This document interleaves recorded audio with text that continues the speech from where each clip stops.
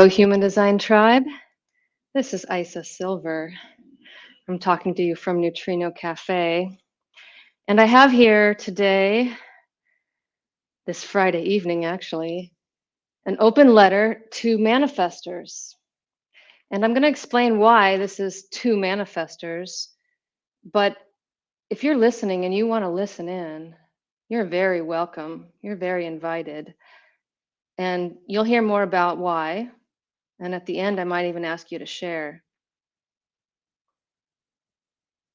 So the question is, would you like to hear me explain to manifestors why they are dead to me as soon as they start talking about astrology? Okay, that's what's going to happen here. The main point is that there's a science of human differentiation. That's what human design is. And it's a revealed knowledge that synthesizes all this information, and it proves that planets affect us. It's no longer a mythology, handed down from human to human. And at the same time that human design proves that the planets affect us, it has killed the prior seven-centered system of astrology. And that's the message that I'm going to get across here with lots of details. So here's my design. You can see I'm a splenic manifestor. I have a defined head. Notice this mandala. We're going to see a lot of mandalas in the next few minutes. If you want the details, the real down in their details, there's my birth date, there's my substructure. That's the science of human differentiation. It shows how different we all are, how different we are, even if we're a twin born a minute apart. And here's another mandala. This is my incarnation cross. You can see I'm very individual, 3 parts individual, 1 part logic, unconscious details coming out of me. And here's another mandala. And this is why this is an open letter to manifestors. Do you see what's happening in this great graphic? In the center of the reflector, for every 100 people, there's only 1. There's 9 manifestors for every 100 people. Do you see the effect of 1 manifestor and how every 9 manifestors affect 22 projectors? What is that, about 1 to 10? Okay, so every manifestor who gets this message is going to convey it to 2 projectors. And what do? They affect everyone beyond there. The generative force, right? The life force that we need. So I'm going to speak directly to the manifestors who can impact everyone else that way or the other way. Now here's a great graphic. I don't know who made this. Jonah shared it with me. He might have made it. It's very detailed, and it's kind of hard to see in this scale, so I am going to break it down. But you see what's going on here. We have the body graph, and it's in a mandala form, and the first ring of information is astrological, right? I don't even know those signs actually, except for the Aries one, because I was born in Aries, right? But do you understand that that information is only there really to appeal to the astrologers who would learn human design? Because those 12, I don't know if they're signs or houses even, I'm going to call them signs. um, there's only 12 of them, right? And so that's really simple because in human design, we're looking at 64, right? We're looking at 64 gates. And beyond that 64, well, I'm going to get into that. But just looking at that alone, do you see that if you group me with all those other Aries, I mean, my sun is in 51. I happen to have like 4 other gates in Aries, I guess. But I mean, the difference between a 51 sun and a 21 sun and a 42 sun, I mean, you've noticed that, right? So astrology, simple, 12. Human design, more complex, 64.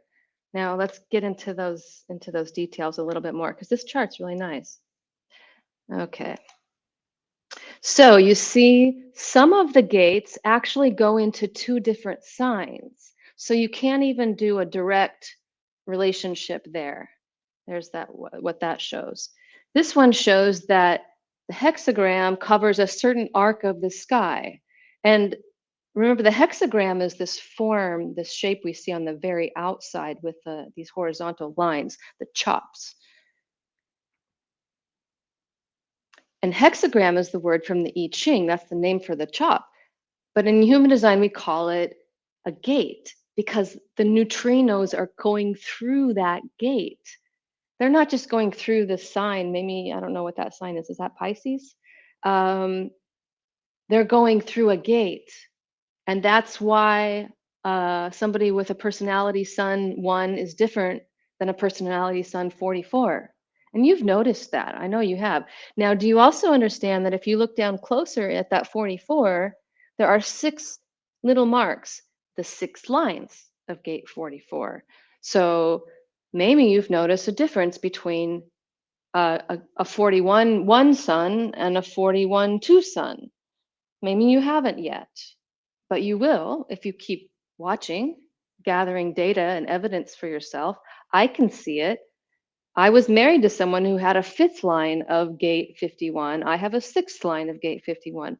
We had different frequencies, similar, not the same. So that's a measurement there too, by the way, that number, which I don't know, how to do this yet. I don't.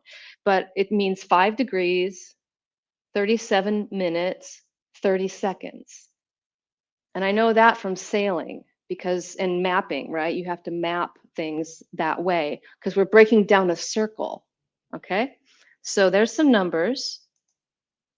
And here, this clever graph has broken it down and said, hey, look, as you go around the wheel, some of the gates are in the throat center and some of the gates are in the ajna center and some are in the, okay, so we're looking at that, and look, within the same sign you can have gates in different centers.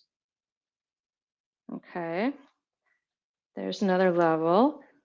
And here's another interesting way of looking at this color coded the astrological signs and put them into the body, into the centers. So you can see, let's see, black for Capricorn.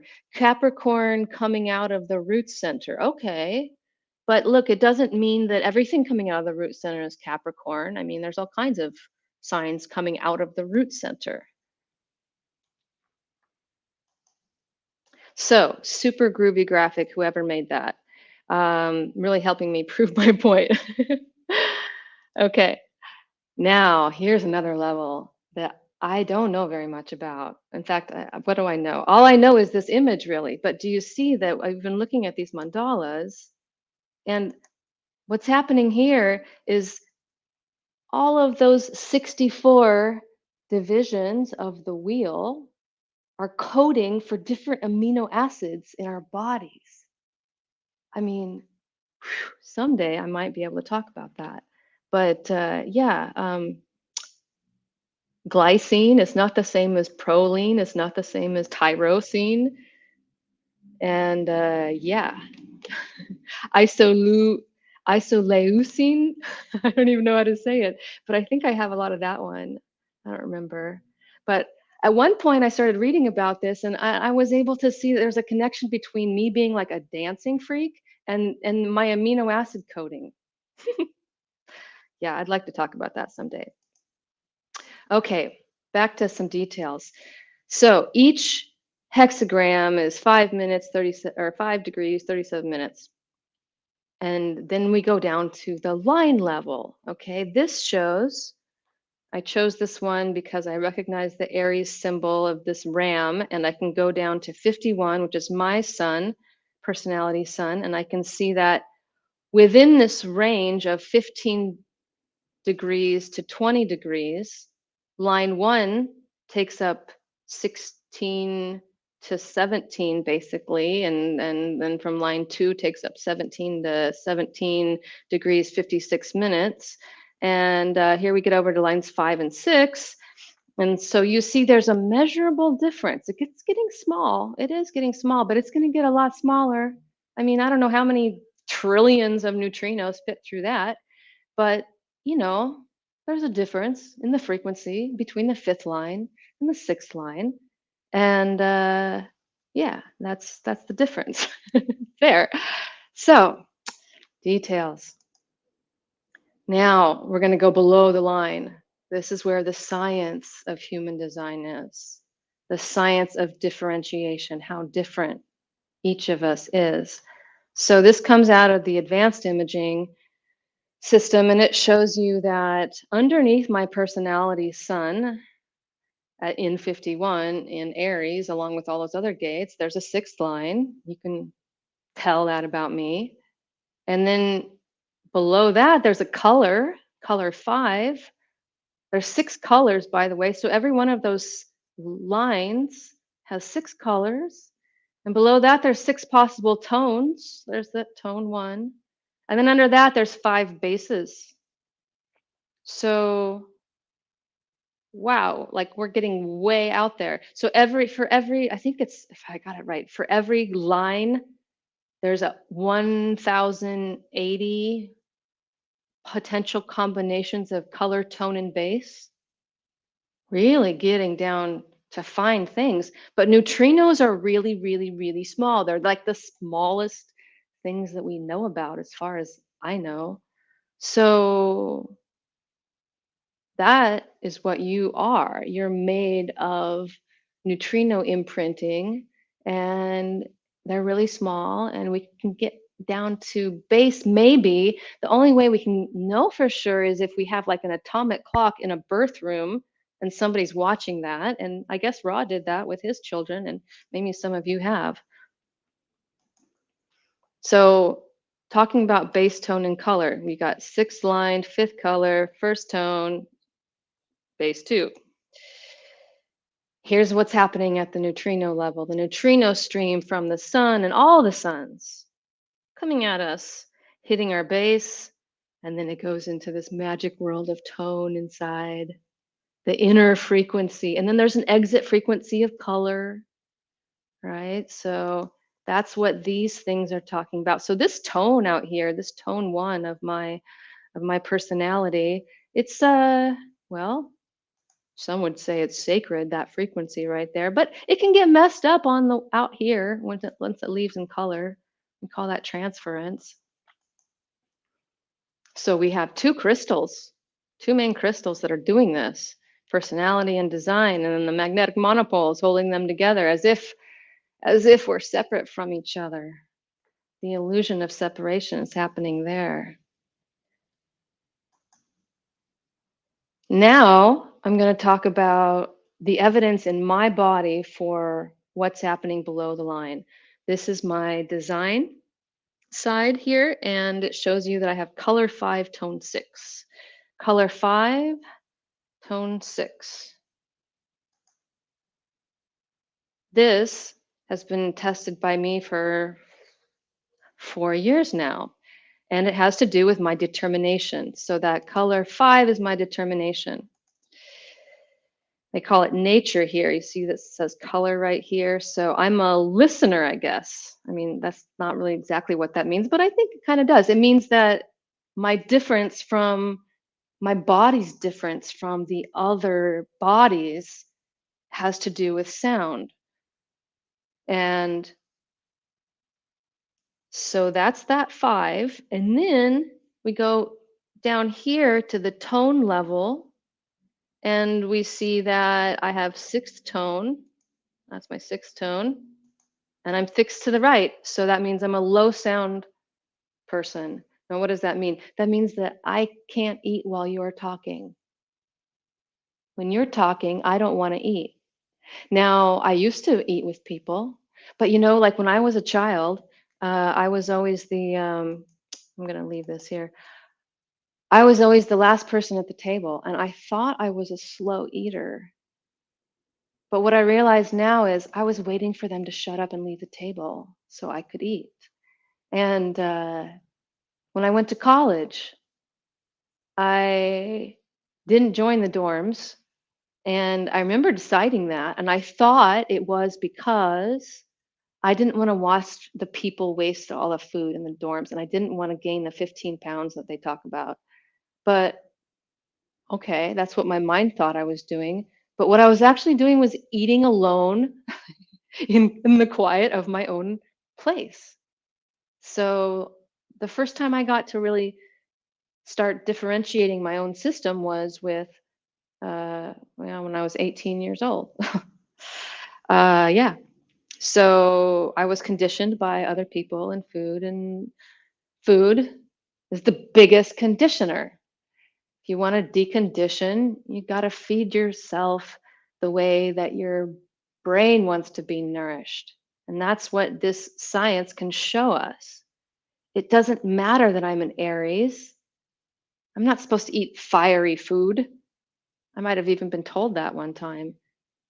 All those diets that I did, all that cleansing I did, dude, I didn't have to do any of that if somebody had just said, hey, put on some headphones or go into the other room where it's quiet. Now, did I have to change my lifestyle to accommodate low sound eating? Yes. Did I like that? No. Am I cool with it now? Absolutely, because my body feels fabulous and I can eat whatever, but it just can't be with people talking and like noises, like sharp noises and stuff, you know? There's it's not that hard to do it. Some people need to eat in sunlight, some people need to eat in the dark. I mean, it's not that hard, but if you want to differentiate your body, using the science of human design, then this is where you got to go.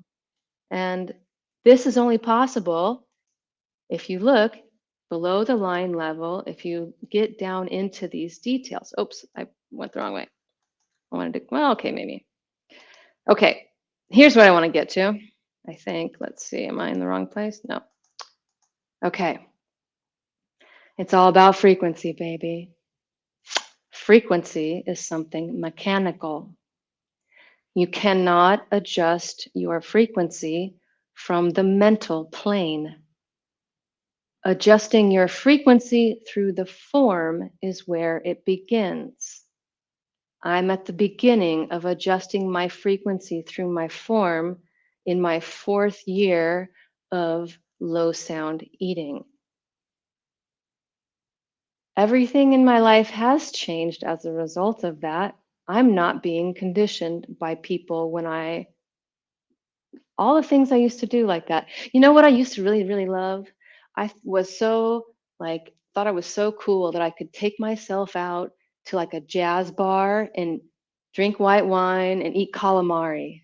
I love jazz. I love calamari. I love white wine. But that was putting a frequency in my body that wasn't me. And that, I mean, now if I were to eat food in that situation, I would have physical pain in my guts for days. I can't even. Okay, let me also say this. If you're inspired to get into your PHS eating, please talk to somebody about it. Please understand that once you get on that differentiation path of PHS determination eating, if you get off of it, you can hurt yourself. People get hurt, physically hurt by not taking that seriously. So, use your authority for that. Talk to people about it. Talk to me, talk to other people, like really it's not a small thing to do. Although for some people it might be easy, really. I mean, if you're a high sound eater, for example, I mean, it's not that hard. If you're a nighttime eater, okay, well, you're not going to eat with people during the day. That's not that hard, but it might be. So, eh, don't do it lightly. um, but the frequency difference is very real, and I can hear it. I can hear the frequency. I swear I can see frequency, and this is why I say that these manifestors who are mixing astrology and human design and putting it out there as if and calling it human design, they're dead to me. I just see it and I'm like, this instinct just says, nope, you missed it. You missed human design. And it's not a personal thing. It's just what my body says when I see that. Here's a great illustration.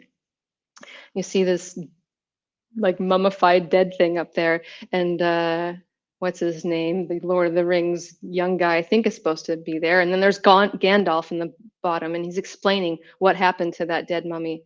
He mixed human design knowledge with his own spiritual fantasies and never really entered the experiment. The experiment starts with strategy and authority. So that means, well, you know what that means, right? It means you're either waiting for the invitation, you're waiting for your body to respond, you're waiting to be initiated, or manifestors don't have a strategy, you're just going straight to authority. And for me, that means I don't think too much before I do something, or preferably don't think at all, because my authority is splenic. And if you are emotional, then you are wading through your wave until you have a certain clarity and you can see the future. And if you're ego, then yeah, you're talking, you're hearing your ego. How can you hear your own manifestor frequency as an ego manifestor if your body is not mechanically correct?